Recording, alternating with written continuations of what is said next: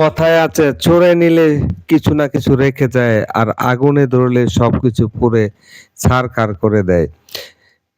এমনই একটি দুঃখের এবং বেদনাদায়ক ঘটনা ঘটেছে গাজীপুর জেলার কাপাসিয়া উপজেলার সনমানী ইউনিয়নের ৮ নং ওয়ার্ডের চর আলীনগর গ্রামে দুই প্রবাসীর বাড়িতে বিপুল মুন্সি ও বিলাস মুন্সি। তারা আজ বিদেশে অবস্থান করতেছেন রেমিটেন্স যোদ্ধা হিসেবে।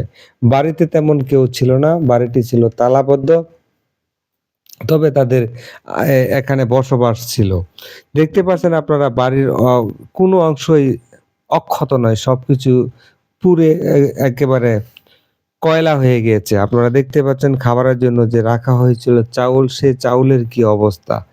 এই চাউল হয়তোবা রান্না করে ভাত খাওয়ার জন্য রাখা হয়েছিল, সেই ভাত আর তাদের খাওয়া হলো না। আর সবকিছু পুড়ে আঙ্কার এবং কয়লা হয়ে গেল। নতুন জামা কাপড় দেখতেছেন পুড়ে ছোট ছোট টুকরা অংশ পড়ে রয়েছে। ঘরের ভিতর যা আসবাবপত্র ছিল সবগুলোই পুড়ে গিয়েছে এবং পুড়ে কোনো কিছুই রক্ষা করা যায়নি। এই আগুন লাগার খবর পেয়ে মনোহরদী ফায়ার সার্ভিস স্টেশন থেকে ২টি গাড়ি গিয়ে ঘটনাস্থলে আগুন নেভানোর জন্য চেষ্টা করেছিল। দেখতেছেন আপনারা যে চাউলগুলি রাখা ছিল সে চাউলগুলির কি অবস্থা। এই চাউলগুলি আর খাবার উপযুক্ত আর নাই।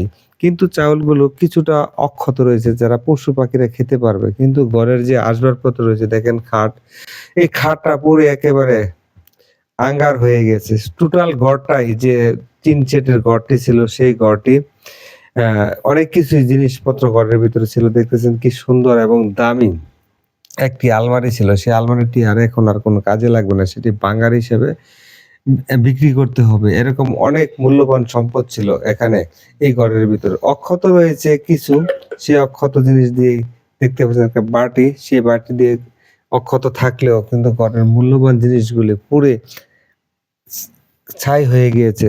দেখতে পাচ্ছেন পুরা ঘর, এই ঘরের যে সিমেন্টের পাল্লাগুলি রয়েছে সে পাল্লাগুলিও আর এখন আর তেমন কাজে লাগানো যাবে না। কারণ এটা আগুনের তাপে এর স্থায়িত্বটা নষ্ট হয়ে গিয়েছে। এই ঘরের আশেপাশে যে গাছ-গাছালি ছিল সেই গাছ-গাছালির অবস্থাগুলো দেখেন। অধিকাংশ গাছ এই তীব্র আগুনের তাপে পুড়ে গিয়েছে। এই দুঃখজনক ঘটনা কিভাবে হয়েছে, কে হয়েছে এটার এখন অনুসন্ধান চলতেছে। যেহেতু বাড়িটি তালাবদ্ধ ছিল, কিভাবে আগুন লেগেছে কেউ বলতে পারে না।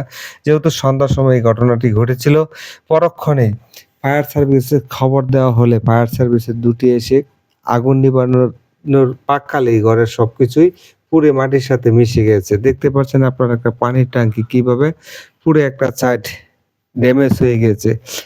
রান্নাঘরের পাক করার যে চুলা, সেই চুলাগুলি রয়েছে অক্ষত। কিন্তু অক্ষত নেই সেই বাড়িটির কোনো কিছুই, যা তাদের বসত বাড়ি ছিল। টিনগুলি স্তূপ করে রাখা হয়েছে এবং বিভিন্ন যে ঘরের আসবাবপত্র